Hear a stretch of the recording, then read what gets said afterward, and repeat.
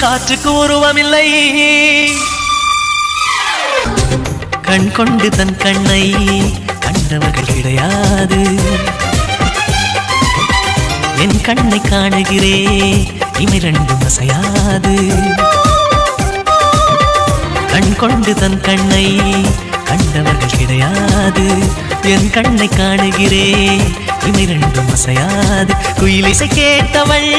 இந்த குயில் முகம் பார்க்கிறாள் உயிர் தொட்ட பாடலின் முழு உருவத்தை பார்க்கிறாள் தேடும் முன்பே வந்த பொருள் வாழ்வில் நிலைப்பதில்லை